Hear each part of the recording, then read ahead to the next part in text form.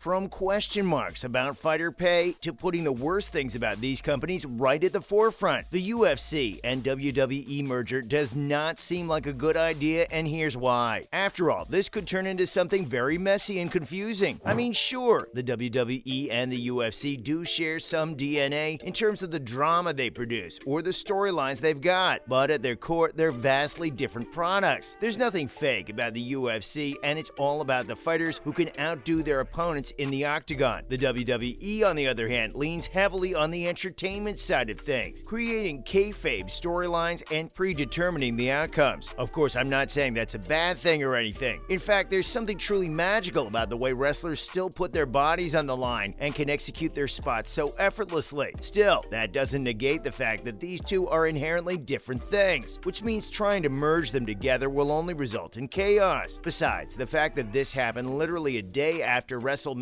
is absolutely insane. God, he kicked out at two!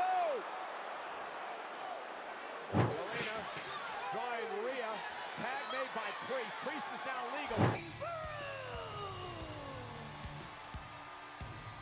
That said, there are some other fascinating things about this merger too, like the tug of war that could ensue between the WWE and Endeavor. Now, the two organizations will merge into a massive publicly traded company under Endeavor Group, and Ari Emanuel, who's been at the forefront of it all, will not only act as the CEO of Endeavor, but also the new company. He'll get a 51% controlling stake in the merged entity, while the WWE shareholders will have 49%. Not to mention 6 of the 11 board members will be Endeavor people, which effectively means that there could be a lot of friction between these two if things don't go the way they planned. I mean, just how many times has everyone seen both the UFC and WWE go up and down in terms of their popularity? It's something that's just inherent to the nature of this business, and you can't ignore it. So let's say the UFC wants to shoot itself in the foot even more by not raising its fighters' pay. Will that decision potentially extend to the WWE as well?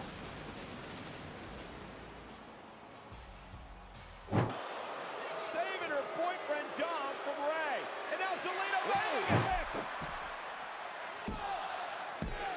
The Brutes win.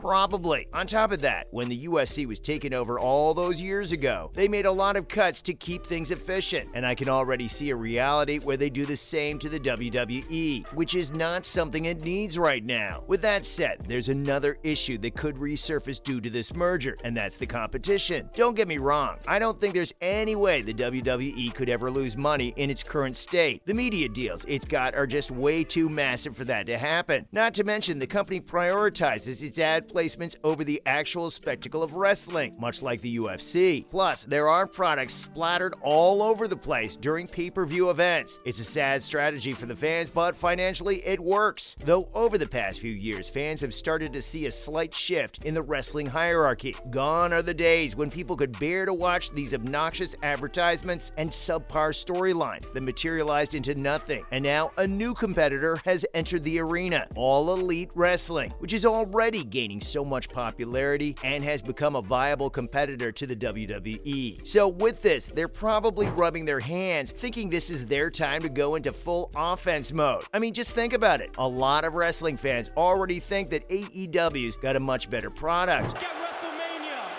I pulled my punches. They may have created a new one. The Bloodline has a new, dangerous enemy.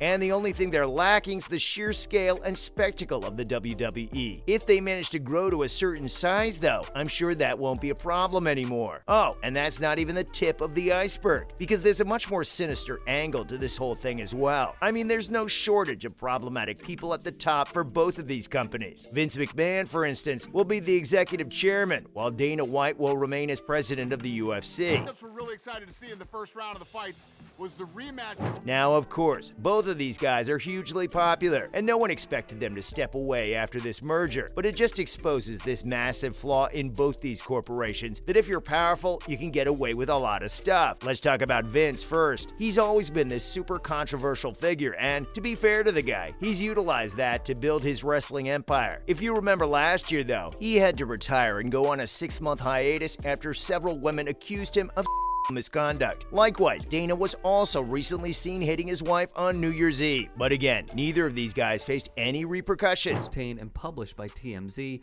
shows White grabbing his wife's wrist as she tries to walk away and Ann slapping him. Then White. In fact, they're the face of this new venture, and I'm not sure if anyone would want either of them as their boss. That said, this opinion's largely limited to the fans and the outsider, and I've learned that the WWE and UFC don't care for these people anyway, because it's all about making that money. So the question is, what do the fighters themselves think about this whole thing? Well, the reactions are pretty mixed if I'm being honest. Obviously, someone like Conor McGregor was always going to praise it, since that's his whole brand. Plus, both Dana and Vince were also going to say nothing but good things about this deal. Other than that, though, there's not been much enthusiasm from the fighters. Most people, like Matt the Steamroller Frivola or Mike Beast Boy Davis, questioned whether this was good or bad for the fighter pay. So that's what I did. I went and trained MMA in a little warehouse with the people that I knew, and instead of going over to hang out with them.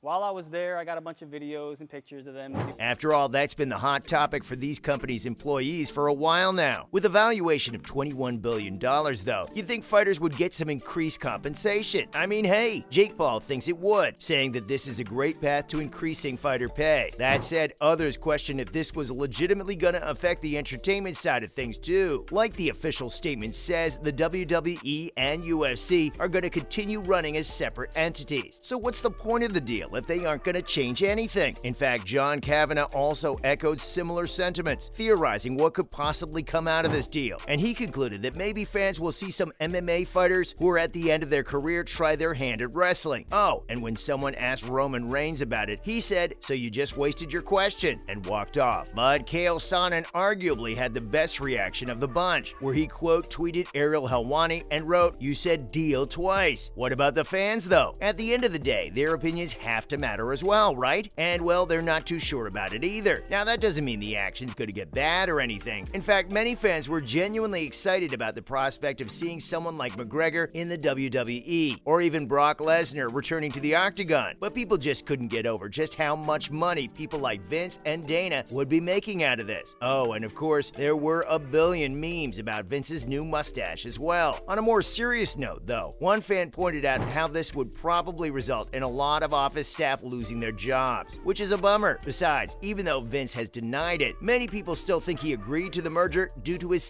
from last year. After all, he probably wants to cash out on the WWE before it's too late. And that, folks, was why the UFC and WWE merger is a bad idea.